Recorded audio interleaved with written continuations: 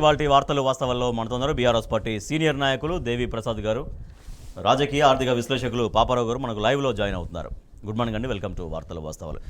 కుట్రదారులకు చెంపపెట్టు, రాజకీయాలు కక్ష సాధింపుకు చోటు లేదు అంటూ బీఆర్ఎస్ వర్కింగ్ ప్రెసిడెంట్ కేటీఆర్ స్పష్టం చేశారు. విద్యుత్ కొనుగోళ్లకు సంబంధించి కేవలం కేసీఆర్ను బదనాం చేసేందుకే రాష్ట్ర ప్రభుత్వం కుట్ర చేసిందని, దాని పట్ల సుప్రీంకోర్టు తీవ్రంగా ఆ ప్రయత్నాన్ని తప్పుబట్టింది అనేది కేటీఆర్ గారు చెప్తూ, రాజకీయాల్లో కక్ష సాధింపులకు చోటు లేదు, కాంగ్రెస్ ప్రభుత్వం పూర్తిగా పరిపాలన గాలికి వదిలేసి గత ప్రభుత్వాన్ని ముఖ్యమంత్రిగా కేసీఆర్ గారి నిర్ణయాలని తప్పుబట్టే విధంగా ప్రయత్నించడం తప్పించి చేసేదేమీ లేదు అంటూ, ఇక్కడైనా బుద్ధి తెచ్చుకొని సమస్యలు పరిష్కరించాలి అనేది బీఆర్ఎస్ వర్కింగ్ ప్రెసిడెంట్ కేటీఆర్ రాష్ట్ర ప్రభుత్వానికి సూచిస్తూ ఉన్నారు. రైట్, దేవిప్రసాద్ గారు, కుట్రదారులకు చెంపపెట్టుగా అభివర్ణిస్తున్నారు కేటీఆర్ గారు మొన్న సుప్రీంకోర్టు ఇచ్చినటువంటి తీర్పుని. గుడ్ మార్నింగ్ రాజేష్, వీక్షకులకు శుభోదయం. పాపారావు గారికి నమస్కారం. అంటే మొన్న సుప్రీంకోర్టు ఇచ్చినటువంటి తీర్పు ఏదైతే ఉందో, సర్వత్రా తెలంగాణ ప్రాంతానికి సంబంధించినటువంటి రైతాంగం కానీ, తెలంగాణ కోరుకున్నటువంటి వాళ్ళందరూ కానీ దాన్ని స్వాగతిస్తున్నారు. కారణం ఏంటంటే, తెలంగాణ ఉద్యమం జరిగిందే ప్రధానమైనటువంటి దానిలో రైతులకు సంబంధించినటువంటి ప్రధానమైనటువంటి సమస్య. ఎందుకంటే రైతులకు నాణ్యమైనటువంటి విద్యుత్ లేకపోవడం వల్ల అసహజ మరణాలు పొందడం, నీళ్లు లేక బోర్లన్నీ వెలవెలపోవడం, రైతాంగం వ్యవసాయ సంక్షోభంలో కూరుకుపోవడం, ఇవన్నీ కూడా ప్రధానమైనటువంటి వనరుగా ఉన్నటువంటి విద్యుత్తు సరైనటువంటి రీతిలో రైతులకు సరఫరా చేయకపోవడం అనేటువంటిది మనకు అందరికి కూడా తెలిసినటువంటి అంశం.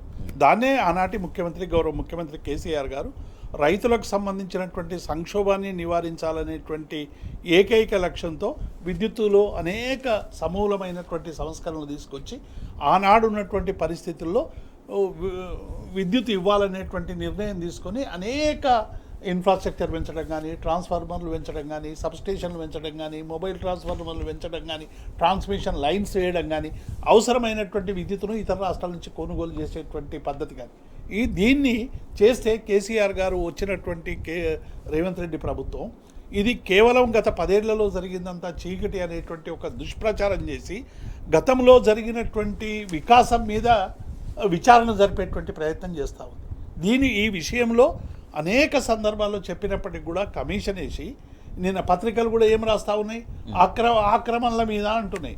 అవి కేవలం అభియోగాలు మాత్రమే, అది కూడా కాంగ్రెస్ పార్టీ పెడుతున్నటువంటి అభియోగాలు మాత్రమే అనేటువంటి విషయాన్ని కూడా తెలియకుండా జడ్జి గారు, ఆయన గౌరవ న్యాయమూర్తి, విచారణ చేస్తే ఏ విచారణ అయినా అన్ని వర్గాల నుంచి సమాచారం తీసుకున్నాక ప్రభుత్వానికి నివేదిక ఇవ్వాల్సినటువంటి ఒక సామాజిక బాధ్యత, వృత్తిపరమైనటువంటి బాధ్యత, న్యాయపరమైనటువంటి బాధ్యతలు ఉన్నటువంటి నరసింహారెడ్డి గారు ఓపెన్గా ప్రెస్ మీట్ జూన్ సుప్రీంకోర్టు తీర్పు తర్వాత కూడా తీర్పుని తప్పుబట్టే విధంగా వారి వ్యాఖ్యలు ఉన్నాయి. తర్వాత ఆయన మాట్లాడినటువంటి మాటలు కేసీఆర్ గారి పైన కావచ్చు, కవిత గారి పైన కావచ్చు, ఇప్పుడు అది వాళ్ళు చాలా దురదృష్టకరం. ఎందుకంటే ఆయన చేసినటువంటి వ్యాఖ్యానాలు ఒక జడ్జి చేయకూడనటువంటి వ్యాఖ్యానాలు. కాబట్టి ఈ విషయంలో కేసీఆర్ గారు ప్రజలకు బహిరంగ లేఖ రాశారు. విద్యుత్తులో ఒక అసాధారణమైనటువంటి నిర్ణయాలు తీసుకోవడానికి తెలంగాణలో ఉన్నటువంటి ప్రత్యేక స్థితి కారణమని చెప్పి, జడ్జి గారు మీరు ఏకపక్షంగా పోతూ ఉన్నారు కాబట్టి మీరు తొలగిపోవాలని చెప్పారు. కానీ ప్రభుత్వం నుంచి స్పందన లేదు, నరసింహారెడ్డి నుంచి స్పందన లేదు.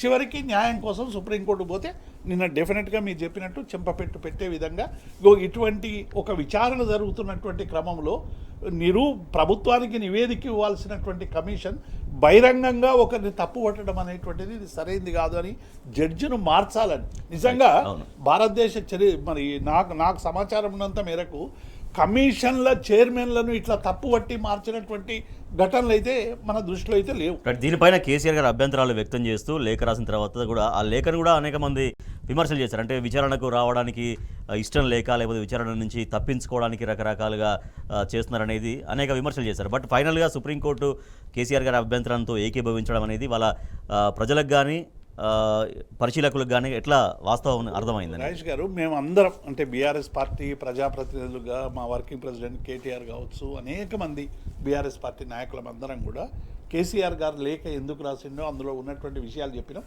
జూన్ 11 నాడు ఆయన చిట్చాట్ చేసిన మాట వాస్తవాన్ని మేము చెప్తే, మీ దగ్గర ఆధారాలు ఉన్నాయా, మీ దగ్గర వీడియో ఉందా, ఆయన ఎప్పుడు మాట్లాడిండు, అట్లా మాట్లాడలేదని చాలా 1,00,000 కౌంటర్లు వేసి బీఆర్ఎస్ను బదనాం చేసేటువంటి ప్రయత్నం చేశారు. కానీ నిన్న కోర్టు చంద్రచూడ్ గారు, ప్రధాన న్యాయమూర్తి, 11 నాడు జరిగింది వాస్తవం, ఆయన చెప్పింది వాస్తవం అని ఇలా ప్రకటించిన తర్వాత వీళ్ళందరూ బహిరంగంగా ప్రజలకు క్షమాపణ చెప్పాలి. ఇలా కేసీఆర్ మీద చేసినటువంటి వ్యాఖ్యానాలు కావచ్చు, Right. పార్టీ మీద చేసినటువంటి వ్యాఖ్యానాలు కావచ్చు, డెఫినెట్గా ఇలా కోర్టు తప్పు పట్టింది, మీరు మార్చాలని చెప్పింది. కాబట్టి ఇది ఇందులో బీఆర్ఎస్ పార్టీ సంబంధించినటువంటి అంశంలో మీరు గత ప్రభుత్వం చేసినటువంటి వాటి మీద విచారణ జరపండి, ప్రభుత్వానికి నివేదిక ఇవ్వండి. అవును, మా జగదీశ్వర్ రెడ్డి గారే అసెంబ్లీ సాక్షిగా చెప్పిండు, మీరు ఏమైనా ఎంక్వైరీలు ఉంటే చేసుకోండి.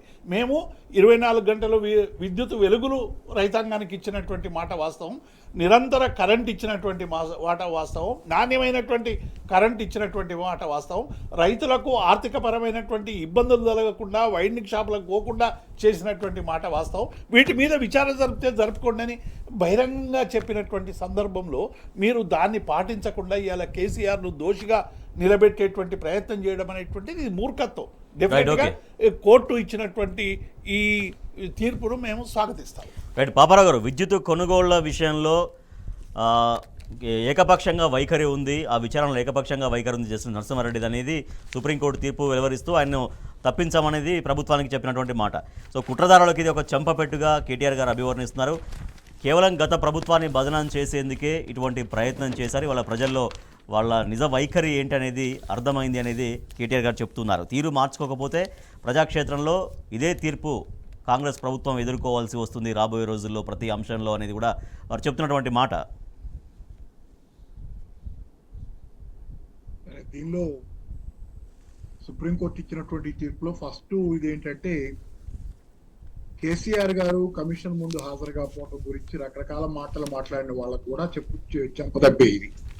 ఎందుకంటే ఆయన హాజరు కాకపోవడం ఎంత సరైనదో సుప్రీంకోర్టు నరసింహారెడ్డి గారిని కమిషన్ నుంచి తప్పించవలసిందిగా చెప్పటం నుంచి అర్థమవుతుంది మనకి.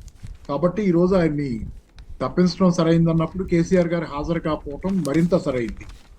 కాబట్టి అదొక జవాబు. రెండోది ఏంటంటే ఇక్కడ ఇప్పుడు అదిగో తోక అంటే ఇదిగో పులి అన్న తీరులో ఈ ప్రభుత్వం ఆరోపణలు ఉన్నాయి. రకరకాలు కాళేశ్వరం గురించి చాలా కాలం మాట్లాడారు ఇష్టానుసారం. మాట్లాడిన తర్వాత అది రిపేర్లు కూడా చేయడానికి వీల్లేదు, కొట్టుకుపోద్దని చెప్పారు. తర్వాత ఇప్పుడు రిపేర్లు అవుతున్నాయో అది మళ్ళీ ఫంక్షనల్ కాబోతుంది. అనివార్యంగా ఎన్నో నెలల పాటు దాన్ని వర్క్ని పెండింగ్లో పెట్టి చాలా కాలం పాటు పొలాలు ఎన్నో ఎండిపోవటానికి కారణమై రైతాంగం ఎంతో మంది ఇబ్బంది పడటానికి నీళ్లు లేకుండా కారణమైన తర్వాత ప్రభుత్వం మొత్తానికి రిపేర్లకు కోరుకుంది. ఈ మొత్తం కాలంలో రిపేర్ల దాకా కూడా దాన్ని కేసీఆర్ గారి మీద టీఆర్ఎస్ మీద నిందారోపణలకు వాడుకుంది. ఇలా ప్రతిదాన్ని ఏంటంటే అదిగో తోక ఇదిగో పులి, ఒకటి వాళ్లే సృష్టించడం ఒక కథ, ఆ కథని ప్రచారంలో పెట్టడం, ఆ కథ సబ్సైడ్ అయ్యిందాక అంటే దానిలో ఉన్నటువంటి గాలి బెలూన్ తాలూకు గాలంతా పోయిందాక దాని మీద బతకటం కొన్నాళ్ళు అయిపోద్ది. నెక్స్ట్ ఈ రకంగా ఏంటంటే నిత్యం అబద్ధాలతో కాలక్షేపం చేస్తా. సరే, ఎటుకూడి కమిషన్ పూర్తిగా రద్దు చేయటం సుప్రీంకోర్టుకి సాధ్యం కాదు నాకు అర్థమైనంత. ఎందుకంటే కమిషన్లు వేయటం లేకపోతే ఇవన్నీ వాళ్ళ ప్రిరోగేటివ్, గవర్నమెంట్ తాలూకు ప్రిరోగేటివ్. అక్కడ సమస్య ఇష్యూ ఉన్నా లేకపోయినా గవర్నమెంట్ విచారణకు పూనుకోదలుచుకుంటే విచారణకు పూనుకోవచ్చు, ఎవరినైనా ఒక కమిషన్ వేసి విచారణకు పూనుకోవచ్చు. కాబట్టి అంతవరకు అది ఏదో ఒకటి కంటిన్యూ అవ్వక తప్పని పరిస్థితి అనేది ఒకటి నాకు కనపడుతుంది. సరే, ఏవైనా ఏంటంటే వీళ్ళు ప్రధానంగా ఆరోపణలు చేయటానికి ఏదో రకంగా ఎదుటి వాళ్ళ మీద దుమ్మెత్తి పోసి అది వాళ్ళు కడుక్కుంటుంటే టైం పాస్ చేసి 6 నెలలు నడిచింది. మొత్తానికి ఏమంటే దానికి ఫస్ట్ ఫుల్ స్టాప్ పెట్టింది సుప్రీంకోర్టు. ప్రజాక్షేత్రంలో ఈరోజు జనం ముందు ఈ కమిషన్ రద్దు చేస్తా సుప్రీంకోర్టు ఇచ్చినటువంటి ఈ నిర్ణయంతో జనం ముందు ముద్దాయిగా ప్రభుత్వం నిలబడింది. ఈరోజు కేసీఆర్ గారు కాదు, ఈరోజు ప్రభుత్వం కావాలని చేస్తుంది. ఇది విచ్ హంట్, కావాలని చెప్పి బురజల్లుడు అనేది ఈరోజు ప్రజల ముందు చాలా మంది గతంలో ఆయన్ని సమర్థిస్తా, అది రేవంత్ రెడ్డి గారిని కాంగ్రెస్ పార్టీని సమర్థిస్తా. 2014లో ఏం జరిగింది, ఛత్తీస్గఢ్ నుంచి కరెంటు కొనుగోలు సమయంలో ఎట్లా ఒప్పించాము, తర్వాత గత వేరే రాష్ట్రాలతో పోలిస్తే చాలా తక్కువ ధరకి కరెంటు కొన్నటువంటి ఆ విధానాన్ని, ఆ పద్ధతులను, ఏ రకమైనటువంటి పద్ధతులను అనుసరించి తెలంగాణ దాకా కరెంటును తీసుకొచ్చామనేది కేసీఆర్ గారు లేఖలో చాలా సవివరంగా పేర్కొన్నారు. ఇవన్నీ కూడా ప్రజలకి ఎట్లా ఇది వాస్తవం అనేది ఎట్లా అర్థం కాగలిగింది కేసీఆర్ లేఖ ద్వారానే? అంటే మామూలు ప్రజానీకం అయితే ఎప్పుడు పెద్దగా నేను కేసీఆర్ గారిని సందేహించి చేశారనుకోను. కొంత గందరగోళానికి లోనయ్యే మధ్యతరగతి కొంత విద్యావంతులే గందరగోళానికి లోనవుతున్నారు. ఆశ్చర్యకరంగా ఏంటంటే చదువుకున్న వాళ్ళు ఎవరైతే ఉన్నారో వాళ్ళు పేపర్ చదవటం వల్ల గందరగోళానికి గురయ్యే పరిస్థితి, లేకపోతే మీడియాలో వినయం నిజం అనుకుని గందరగోళానికి గురయ్యే పరిస్థితి వాస్తవంలో కాస్త చదువుకున్న వాళ్ళలోనే ఎక్కువ కొన్ని సందర్భాల్లో ఉంటా ఉంది. సరే, ఏదేమైనా గ్రామీణ ప్రాంతాల్లో కూడా కొంత కన్ఫ్యూజన్ ఉంది కాబట్టి ఓవరాల్ గా ఇప్పుడు ఈ కన్ఫ్యూజన్ మొత్తానికి జవాబు ఇప్పుడు దొరుకుతుంది. ఎందుకంటే దీంతో ఇప్పటికే జనాలకి అర్థమైంది, మోసపోయాం, ఘోషపడుతున్నాం, ఇబ్బందుల్లో పడ్డాం, ఈ ప్రభుత్వాన్ని కొంతమంది సూడో మేధావులు ఎవరైతే చేసినటువంటి ప్రచారంలో దెబ్బతిన్నాం మనం అనేది వాళ్ళు అర్థమైంది జనానికి. సరే, ఈ సుప్రీంకోర్టు తీర్పుతో పూర్తి స్థాయిలో ఏంటంటే జనాలకు కూడా భ్రమలు పటాపంచలు అయిపోతున్నటువంటి స్థితి రెండో పక్క నుంచి కూడా. వాళ్ళ వాస్తవ జీవితంలో జనం ఈ రోజు చాలా తీవ్ర అసంతృప్తితో ఉన్నారు. ఎవరైతే గతంలో రేవంత్ రెడ్డి గారిని, కాంగ్రెస్ పార్టీని సమర్థిస్తా మాట్లాడిన నా చుట్టూ ఉన్న చాలా మంది కూడా ఇప్పుడు ఏంటంటే సరైన దోవలో లేదు, ఈ పార్టీ తప్పులు చేస్తుంది అనేది వాళ్ళంతటా వాళ్ళు ఓపెన్ గా అడ్మిట్ చేసుకునే పరిస్థితి ఏంటంటే ఖచ్చితంగా ఇది జరుగుతుంది. నేను ఒకటే చెప్పాలంటే ఏంటంటే ఈరోజు ఇంత తొందరగా ఇంత బదనామైనటువంటి ప్రభుత్వం బహుశా ఈ దేశ చరిత్రలోనే కాదు ప్రపంచ చరిత్రలో కూడా అతి కొద్దిగా ఉంటాయో, చాలా స్వల్పంగా ఇంత తొందరగా రంగులు వెలిసిపోయి వట్టి పటాటోపం తుపాకీ ఇది ఉంది కదా మన పిట్టల ద్వారా సామెత లాంటిదే ఇదంతా అనేది జనానికి అర్థమవుతున్నటువంటి వాస్తవం ఈ రోజు ఇక్కడ ఈ ప్రభుత్వ విషయంలో ఉంది. నేడు ₹1,00,000 రుణ మాఫీ చేయబోతోంది రాష్ట్ర ప్రభుత్వం. సాయంత్రం 4 గంటలకు రైతుల ఖాతాల్లోకి 7,000 కోట్లు జమ అవుతాయని ముఖ్యమంత్రి ప్రకటించారు. అయితే సాక్షిలో ఒక వార్త మనం చూస్తున్నాం, మాఫీ లెక్క మారిందా? గత బీఆర్ఎస్ సర్కారు ₹1,00,000 రుణమాఫీ చేస్తే ఆ మాఫీకి లెక్కేసినటువంటి మొత్తం 19,198 కోట్లు. కానీ ఇప్పుడు అదే ₹1,00,000 రుణాల మాఫీకి కాంగ్రెస్ సర్కారు చెప్తున్నటువంటి సొమ్ము 7,000 కోట్లు మాత్రమే. అంటే నాటి లెక్కతో పోలిస్తే మూడో వంతే ఉండడం ఏమిటి అన్నటువంటి రైతు సంఘాలు ఆశ్చర్యం వ్యక్తం చేస్తున్నాయి. ఇంత తగ్గడానికి కారణాలు ఏమిటో వ్యవసాయ శాఖ నుంచి ఎటువంటి స్పష్టత లేదు. దేవిప్రసాద్ గారు, మాఫీ పొందే రైతుల సంఖ్య, నిధులు తగ్గడం పైన అనేక సందేహాలు వ్యక్తమవుతున్నాయి. తొలి విడత రుణమాఫీ పైన కాంగ్రెస్ సర్కార్ ప్రకటనతో ఒక గందరగోళ పరిస్థితి కనిపిస్తుంది. సో ఫైనల్గా అయితే వాళ్ళు ₹1,00,000 చేస్తూ ఉన్నారు. బట్ బీఆర్ఎస్ గవర్నమెంట్ లెక్కేసిన దానికేమో అప్పుడు బీఆర్ఎస్ గవర్నమెంట్ 19,198 కోట్లు లెక్కేస్తే ఇవాళ అదే ₹1,00,000 రుణమాఫీకి 7,000 కోట్లు మాత్రమే కాంగ్రెస్ సర్కార్ లెక్క చెబుతోంది. రాజేష్ గారు, రుణమాఫీ పేరు మీద రైతులందరికీ కూడా కళ్ళల్లో కారం కొట్టే పనిచేస్తూ ఉంది కాంగ్రెస్ పార్టీ. కారణం ఏంటంటే గత 2 దఫాలుగా కూడా బీఆర్ఎస్ ప్రభుత్వం 2 సార్లు రుణమాఫీ చేసింది ₹1,00,000 లోపు. నిన్న వాళ్ళు ఏం చెప్తా ఉన్నారు, ఇది చాలా పెద్ద ఎత్తున బీఆర్ఎస్ అధికారంలో కట్టినటువంటి ప్రభుత్వ రైతు వేదికల్లోనే సంబరాలు చేయాలని చెప్పి నిర్ణయించారు. మంచిది నిర్ణయం. కానీ మీరు రైతు రుణమాఫీ అనేటువంటిది మార్చి 23 నాటికి ఏదైతే బ్యాంకులు లెక్కలు ఇచ్చినాయో 5 ఏళ్లలో విపరీతమైనటువంటి పంట పెరిగింది. ఈ మార్చి నాటికి చివరి నాటికి మొత్తం పంట రుణాలు ఏదైతే స్వల్పకాలిక పంట రుణాలు ఉన్నాయో 55,000 కోట్ల నుంచి 60,000 కోట్లని, ఇలా సాక్షులు అయితే 64,000 కోట్లు రాసిర్రు. కానీ యావరేజ్గా 55,000 కోట్ల నుంచి 60,000 కోట్ల ఉంది అని. అసలు రైతుల సంఖ్య ఎంత అనేటువంటిది ఇప్పటివరకు స్పష్టం చేయలేదు. ఒకేసారి విడత చేస్తే 19,198 కోట్లు ఇచ్చినటువంటి గత ప్రభుత్వానికి ఇవాళ 7,000 కోట్లు మాత్రమే ₹1,00,000 రుణమాఫీ ఇస్తున్నామని చెప్పారు. చూస్తే ఈ 5 ఏళ్లలో పంట రుణాలు చాలా విపరీతంగా పెరిగినటువంటి మాట వాస్తవం. కాబట్టి ఇక్కడ ఈ లెక్కలలో చాలా గందరగోళం ఉంది. మొత్తంగా కూడా రైతుల సంఖ్యను తగ్గించేటువంటి పని చేస్తాం. నిన్న రేవంత్ రెడ్డి గారు ఏం చెప్పారు, కార్డే ప్రామాణికం కాదని చెప్పిండు. కానీ జీవోల కార్డు ప్రామాణికం అనేటిదే చాలా స్పష్టంగా కనబడతా ఉంది. అట్లాగే రైతు ఓవరాల్గా పాస్బుక్ ఫైనల్ అనేది చెప్పారు కానీ జీవోలో లేదు కదా రాజేష్ గారు, జీవోలు లేదు. రెండవది ఇంకోటి కూడా ఏమన్నారు, కిసాన్ సమ్మాన్కు సంబంధించినటువంటి గైడ్ లైన్స్ ప్రామాణికంగా తీసుకోమని కూడా అందులో ఉంది. కిసాన్ సమ్మాన్ ప్రామాణికం అంటే ఏంది, ఇక చాలా కోతలు వచ్చేటువంటి అవకాశం ఉంది. కాబట్టి మొత్తము రైతు రుణమాఫీకి సంబంధించినటువంటివి మొన్న బీఆర్ఎస్ పక్షాన గౌరవ మంత్రి హరీష్ రావు గారిని, కేటీఆర్ కానీ అనేక విషయాలు వాళ్ళు బీఆర్ఎస్ పార్టీ డిమాండ్లుగా ప్రకటించారు. మీరు 2 లక్షల వరకు రుణమాఫీ చేస్తామన్నారు. 2 లక్షల పైన ఉంటే ఏం చెప్తా ఉన్నారు, మీరు ఆ డబ్బులన్నీ తెచ్చి కట్టిన తర్వాత 2 లక్షల రుణమాఫీ అని చెప్తా ఉన్నారు. అంటే మళ్ళీ రైతును రుణం చేయడానికి ప్రైవేట్ వ్యక్తుల వద్దకి తోలేటువంటి ఒక కుటిల యత్నం జరుగుతూ ఉంది. 50,000, 60,000, లక్ష ఉంటే ఇక రుణం తెచ్చుకోవాలి, లేకుంటే ఉన్న పుస్తకాలు ఏవైనా అమ్ముకొని డబ్బులు కట్టేటువంటి ఒక స్థితికి మళ్ళీ రైతుల్ని దాపురించేటువంటి పని చేస్తారు. మీరు నేరుగా 2 లక్షల రూపాయలు రైతుకు రుణమాఫీ చేస్తామన్నారు, చేయండి. ఇలా 64 లక్షల 65 లక్షల నుంచి 69 లక్షల వరకు పాస్ పుస్తకాలు ఉన్నాయి. మరి మీరు రైతు కుటుంబము ఒక కుటుంబానికి చేస్తారా, రైతుకు చేస్తారా, పాస్బుక్ల ప్రకారం చేస్తారా, దేని ప్రకారం చేస్తారా అనేది జీవోలో చాలా గందరగోళంగా ఉంది. ఈ విషయాలు చెప్తా ఉంటే మేము రైతుకు రుణమాఫీ చేయడం బీఆర్ఎస్ పార్టీకి ఇష్టం లేదనేటువంటి ఎదురుదాడి చేస్తున్నారు తప్ప రైతులకు సంబంధించినటువంటి న్యాయమైనటువంటి సమస్యను పరిష్కరించడంలో ఇవాళ గవర్నమెంట్ ఫెయిల్యూర్ అయింది. ఆగస్టు 15లోగా చేస్తామని చెప్పినాం కాబట్టి ఆదరబాదరగా చేసేటువంటి పని చేసి అనేక కండిషన్లు పెట్టి ఇవాళ రైతాంగాన్ని నోట్లో మట్టి కొట్టేటువంటి ప్రయత్నం చేస్తూ ఉంది. డెఫినెట్గా మేము చేస్తున్నటువంటి డిమాండ్లను ఇవాళ ప్రభుత్వం రైతులు ఎంతమందికి రుణమాఫీ చేస్తూ ఉన్నారు, అసలు మొత్తం స్వల్పకాలిక రుణాలు ఎన్ని ఉన్నాయి, మీరు రైతులకు ఎంతమందికి చేస్తున్నటువంటి విషయాన్ని ఒకటి స్పష్టంగా ప్రకటించాలి. రెండవది ఆ జీవోను అమెండ్ చేయాలి. అమెండ్ చేసి రేషన్ కార్డు ప్రామాణికం కాదు అనేటువంటి విషయాన్ని చాలా స్పష్టంగా జీవోలో పొందుపరచాల్సినటువంటి అవసరం ఉంది. రైట్. దీనికి సంబంధించి నిన్న మాజీ మంత్రి సింగిరెడ్డి నిరంజన్ రెడ్డి గారు కూడా ఒక ప్రశ్న వేశారు. రుణమాఫీకి పాస్బుక్కే ప్రామాణికం అని ముఖ్యమంత్రి ఓరలో చెప్తున్నారు. సో మీరు చెప్పినట్టు జీవోలో మాత్రం అది సవరణ చేయలేదనేది. సో రుణమాఫీకి పాస్బుక్కే ప్రామాణికం అనుకున్నప్పుడు మరి అదే రైతు భరోసాకు పాస్బుక్ను ఎందుకు ప్రామాణికంగా తీసుకోవడం లేదు అనేటువంటి ప్రశ్న కూడా వర్వేస్తున్నారు వ్యవసాయ శాఖ మంత్రి. రాజేష్ గారు, నువ్వు కానీ నేను కానీ బ్యాంకుకు పోతే వాడు ఎవడు రేషన్ కార్డు అడగరు. రేషన్ కార్డు మీద భారతదేశంలో ఎవడు లోన్ కూడా ఇయ్యాడు, 10 రూపాయల లోన్ కూడా ఇయ్యాడు. రేషన్ కార్డు పెట్టు. ఎవరైనా బియ్యం తెచ్చుకునే వాళ్ళు ఉంటే ఆ బియ్యం ఇస్తామంటే 20 రూపాయలు 30 రూపాయలు ఇచ్చేటువంటి అవకాశం ఉంది, కానీ బ్యాంకులు అయితే లోన్ ఇచ్చేటువంటి అవకాశం లేదు. మీకు లోన్ దేని మీద ఇస్తారు? పాస్బుక్ మీద ఇస్తారు, మీ ఎక్స్టెంట్ మీద ఇస్తారు, మీ పంట రుణాల మీద ఇస్తారు. కాబట్టి మీరు బ్యాంకుకు లోన్లు తీసుకున్నప్పుడేమో పాస్బుక్లు ప్రామాణికం, మీరు రుణమాఫీ చేసేటప్పుడు మీకు రేషన్ కార్డులు ప్రామాణికమైంది. ఇది డెఫినెట్గా ఇలా రైతాంగంలో చర్చ జరుగుతూ ఉంది.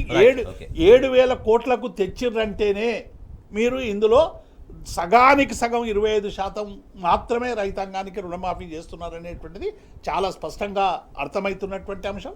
20,000 కోట్ల నుంచి 7,000 కోట్లకు తెచ్చారు. ఈ 5 సంవత్సరాల్లో నిజానికి రుణాలు తీసుకోవడం అనేటువంటి సంఖ్య పెరిగింది. మళ్ళీ రేవంత్ రెడ్డి గారు చెప్పినాక మరింత పెరిగినటువంటి మాట వాస్తవం.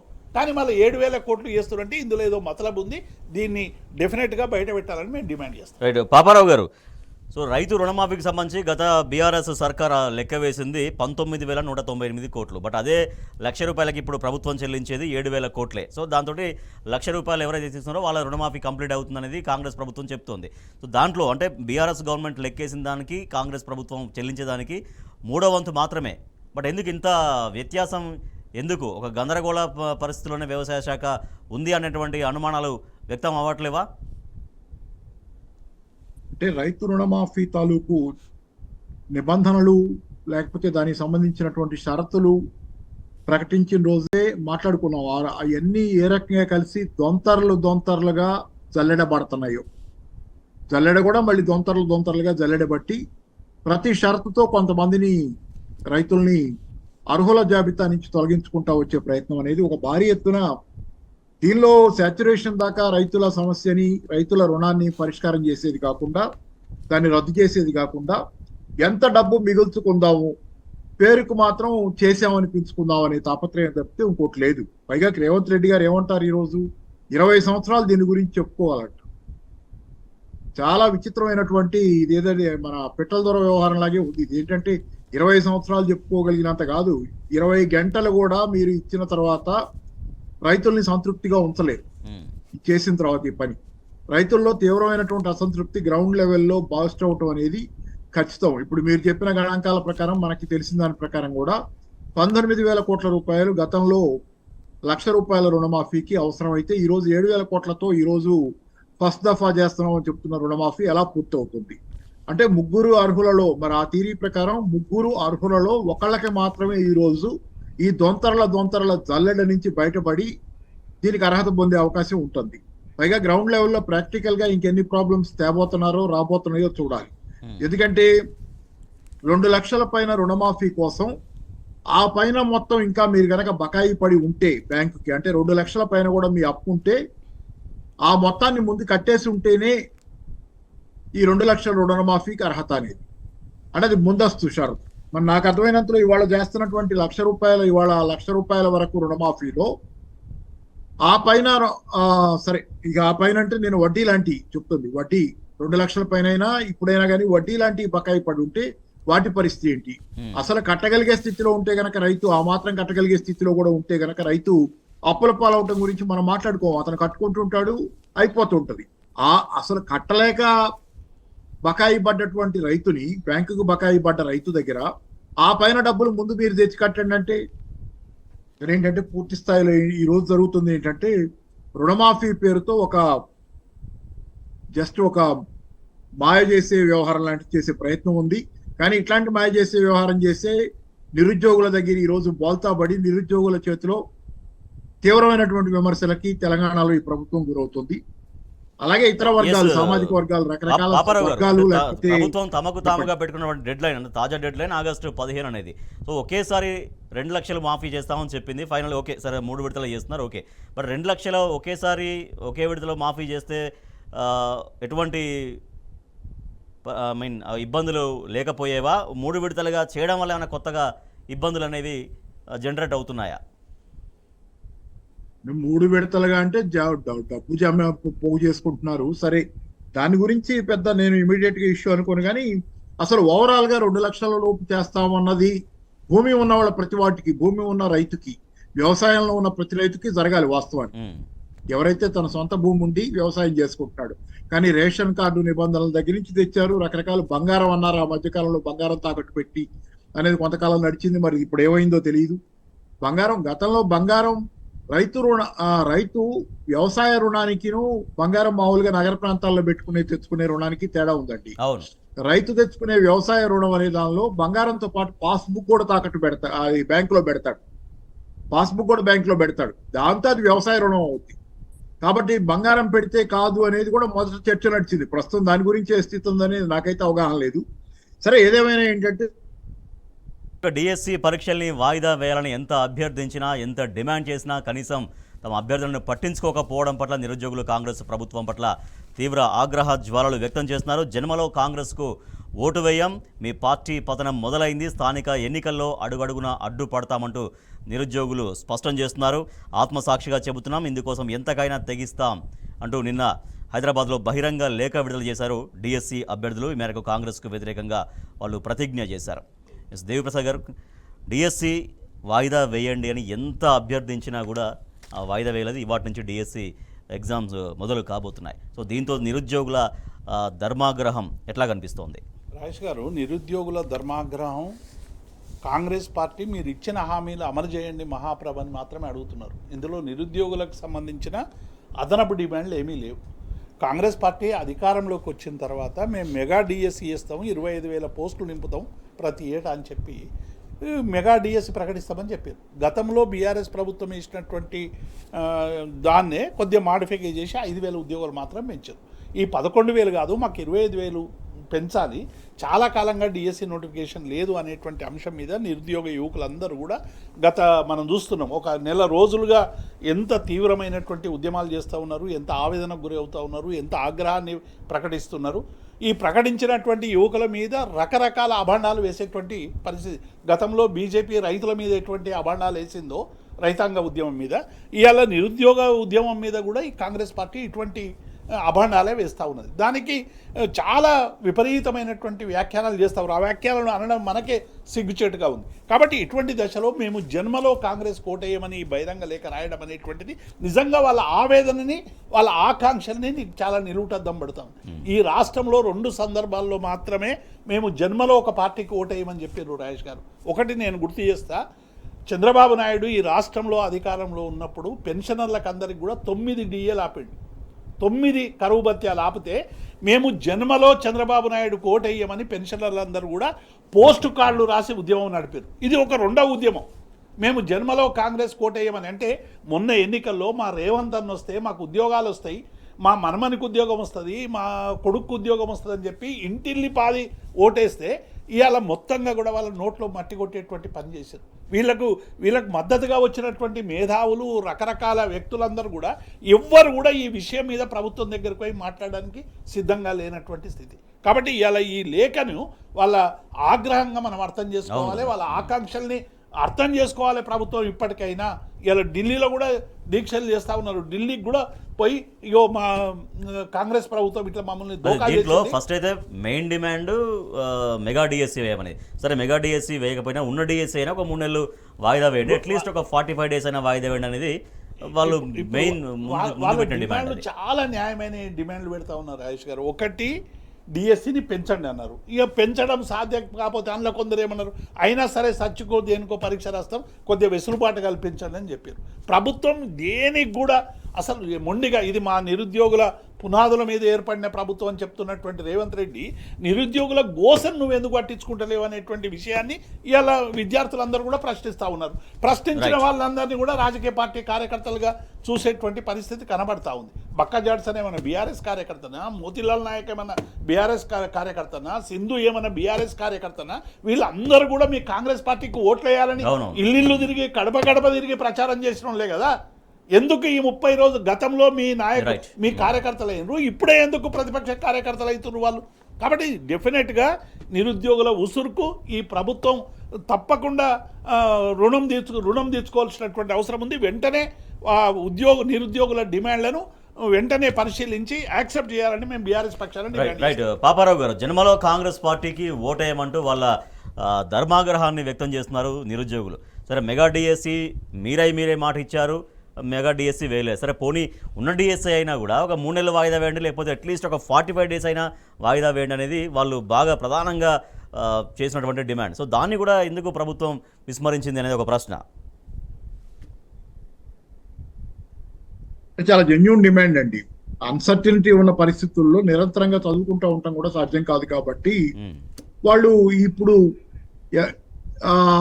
సరే సంఖ్య పెంచాలా, జాబ్స్ సంఖ్య పెంచాలా, అదొకటి మీరు చెప్పినట్లుగా దీన్ని కొంత 45 రోజులైనా వాయిదా వేసేటట్లయితే కనుక వాళ్ళు ఖచ్చితంగా ఎగ్జామ్ జరగబోతుందనే వాతావరణం ఉన్నప్పుడు కొంచెం గట్టిగా ప్రిపేర్ అవడానికి ఉన్న అవకాశం. ఎందుకంటే జీవితంలో అతి కొద్ది సందర్భాల్లో మాత్రమే వాళ్ళకి జీవితంలో స్థిరపడటానికి వచ్చే అవకాశం విద్యార్థులకి ఈరోజు ఉద్యోగం రావటం అనేది. అట్లాంటి అవకాశం అంటే ఒక రకంగా జీవితాన్ని కోల్పోవటమే. ఉద్యోగం రాని స్థితి గనక కొంతకాలం తర్వాత అది అంతిమంగా జీవితాన్ని దారి తెన్ను లేకుండా అయిపోయే జీవితంగా ఉంటుంది. కాబట్టి జన్మకో శివరాత్రి లాగా రేర్ గా వచ్చే అవకాశాలు ఎగ్జామ్స్ రావటము, ఆ ఎగ్జామ్స్ రాయటము, సెలెక్ట్ అవటం అనేది. ఇక్కడ ఏంటంటే ఈ రోజు విద్యార్థులు అడిగే దానిలో చాలా జెన్యూన్ ఇది ఉంది. అది నిజమైతే రెండో పక్కన వీళ్ళు మాట్లాడుతుంది ఏంటంటే వీళ్ళు కార్యకర్తలు, రాజకీయ పార్టీ కార్యకర్తలు అనేది ఒకటి. ఇంకోటి ఏంటంటే పరీక్షలు రాయని వాళ్ళు కూడా మాట్లాడుతున్నారని ఎదురుదాడికి జేఎన్టీయూలో సమావేశంలో అనుకుంటా రేవంత్ రెడ్డి గారు ఎదురుదాడికి దిగటం. పరీక్షలు రాయని వాళ్ళు చాలా సందర్భాల్లో చాలా మంది విద్యార్థి నాయకులు కానీ సమాజంలో చాలా మందికి కానీ చాలా విషయాల మీద మాట్లాడే హక్కు ఉంటుంది. వాళ్ళు ఆ పరీక్ష రాయక్కర్లా. విద్యార్థి నాయకులుగా విద్యార్థి సమస్యల పరిష్కారం కోసం పనిచేసే వాళ్ళు ఎవరైనా దాని గురించి ప్రశ్నించవచ్చు. మరి ఆ మాటకు వస్తే ఇప్పుడు నిరుద్యోగుల పోరాటం ఓన్లీ రాష్ట్రం వరకే పరిమితం కాలేదు, వాళ్ళు ఇక్కడే ఆపలేదు. వాళ్ళు ఢిల్లీ దాకా వెళ్ళారు, ఢిల్లీ దగ్గర కూడా తమ నిరసన వ్యక్తం చేశారు జాతీయ స్థాయిలో. జాతీయ స్థాయి రాహుల్ గాంధీకి కూడా తగలబోతుంది సెగ అనేది తెలిసిందే కదా. రాహుల్ గాంధీ ఇంటిని కూడా ముట్టడిస్తామని చెబుతున్నారు. సరే ఏదేమైనా ఏంటంటే రెండో పక్కన అసలు విద్యార్థులు కాని వాళ్ళు మాట్లాడకూడదని చెప్పడం ఏంటంటే సమాజం మొత్తాన్ని నుంచి ఎవరు విద్యార్థుల సమస్య ప్రస్తావించకుండా ఉంటే విద్యార్థులను చీకటి గదిలో పెట్టి బంధించినట్లుగా వాళ్ళ సమస్య పరిష్కారం చేయకుండా వాళ్ళని నలిపి సమస్యను అంతటితో క్లోజ్ చేయాలనే ప్రయత్నం తప్పితే మరి ఎమ్మెల్సీలైన వాళ్ళు కాంగ్రెస్ లో గతంలో ఏ పరీక్షలు రాశారు వాళ్ళు అని చెప్పి రకరకాల విద్యార్థి సంఘాల తరఫున మాట్లాడి విద్యార్థుల సమస్యల కోసం పోరాడుతున్నామని చెప్పుకున్నారు. కాబట్టి ఎవరికైనా మాట్లాడే హక్కు ఉంటుంది. మాట్లాడాలి. 1 minute లో మాట్లాడండి. జన్మలో కాంగ్రెస్ కు ఓటేయం, ఇది నిరుద్యోగుల statement. At the same time ఫిరాయింపు ఎమ్మెల్యేలు మాజీలు అయ్యేదాకా నిద్రపోము, ఇది హరీష్ రావు గారి స్టేట్మెంట్. ఫిరాయింపు ఎమ్మెల్యేలు మాజీలు అవటం ఖచ్చితం. మాజీలు అయిన తర్వాత రేపు పొద్దున ఎక్కడైతే వాళ్ళు తిరిగి నిలబడ్డారో అక్కడ నిలబడితే ఓడిపోవటం ఖచ్చితం. ఎందుకంటే నిబంధనలు అయ్యే చదువుతున్నాయి. 3 నెలల లోపు అనుకుంటా స్పీకర్ నిర్ణయం తీసుకోవాలి. వాళ్ళు రాజీనామా చేసినాక ఆ నిర్ణయం తీసుకుని వీళ్ళు ప్రజాక్షేత్రంలోకి వెళ్తే ఇప్పుడు ప్రజాక్షేత్రంలో ఉన్నటువంటి వాతావరణంలో వీళ్ళకి చావు దెబ్బ ఖాయం. ఈ ఫ్లై బై నైట్ ఆపరేటర్స్ లాగా ఇవాళ ఎక్కడ రేపు పొద్దున ఇంకో చోట ఉండే ప్రతి నాయకుడికి ప్రతి వాళ్ళకి రేపు పొద్దున జనక్షేత్రంలో అనేది తీవ్రమైనటువంటి శిక్ష పట్టడం అనేది ఖచ్చితం. జనం ఎదురు చూస్తున్నారు మళ్ళీ బ్యాలెట్ బాక్స్ మీద బ్యాలెట్ లో గుద్దుదామని. రైట్, ఓకే పాపారావు గారు. ఎస్ దేవిప్రసాద్ గారు, ఫిరాయింపు ఎమ్మెల్యేలు మాజీలు అయ్యేదాకా నిద్రపోము. ఇది హరీష్ రావు గారి ప్రకటన. త్వరలో రాష్ట్రంలో ఉప ఎన్నికలు తథ్యం, బీఆర్ఎస్ శ్రేణులు సిద్ధంగా ఉండాలి అనేది. హరీష్ రావు గారు నిన్న చెప్పింది 100% వాస్తవం రాజేష్ గారు. ఎందుకంటే ఇలా కాంగ్రెస్ పార్టీ చెప్పినటువంటి ఏ పాంచ్ న్యాయ అని చెప్పి ఢిల్లీలో రాహుల్ గాంధీ ప్రకటించిండో, ఇక్కడ గాంధీ భవన్లో రేవంత్ రెడ్డి ప్రకటించిండో, ఎవరైనా వేరే పార్టీకి పోతే రాళ్లతో కొట్టాలని, ఈ రెండింటిని కూడా ఉల్లంఘించి ఇలా యథేచ్ఛగా ప్రతి ఎమ్మెల్యేను ఒక్కొక్కరిని చివరికి బీఫామే మా బీఆర్ఎస్ పార్టీ ఎమ్మెల్యేకి ఇచ్చినటువంటి సందర్భాన్ని చూసాం. ఇవన్నీ కూడా మేము స్పీకర్కు విన్నవించినాం, స్పీకర్కు చెప్పినాం. కేటీఆర్ గారి నాయకత్వంలో మన అందరూ కూడా మా ఎమ్మెల్యేల బృందం అంతా కూడా పోయి చెప్పింది. డెఫినెట్గా గతంలో సుప్రీంకోర్టు ఇచ్చినటువంటి తీర్పును కూడా అనేక సందర్భాల్లో చెప్పినాం. కాబట్టి వీటి అన్నిటినీ గమనంలోకి తీసుకొని తప్పకుండా స్పీకర్ గారు నిర్ణయం తీసుకుంటారనేటువంటి విశ్వాసం మాకుంది. డెఫినెట్గా రేపు రాష్ట్రంలో ఉప ఎన్నికలు రాబోతా ఉన్నాయి. ఎవరెవరైతే ఎమ్మెల్యేలు 2/3 అయితేనేమో దానికి చట్టబద్ధం ఉంది, 2/3 లేకుండా పోయినటువంటి ఎమ్మెల్యేలు అందరూ కూడా కండవాలు కప్పుకొని ఒక్కొక్కరుగా పోతున్నటువంటి ఎమ్మెల్యేలకు అన్నిటి కూడా ఉప ఎన్నికల ఖాయం. అందులో వీరందరూ మాజీలు కావడం ఖాయం అనేటువంటి విషయాన్ని ఇలా హరీష్ రావు గారు నిన్న కార్యకర్తల సమావేశంలో జరిగారు. అది రేపు రాబోయేటువంటి నిజమైనటువంటి సజీవ చిత్రంగా తెలంగాణలో మారబోతుంది. Right, thank you so much Devi Prasad గారు. Thank you so much Paparao గారు. ఇది ఇవాల్టి వార్తలు వాస్తవాలు. చూస్తూనే ఉండండి టీ న్యూస్.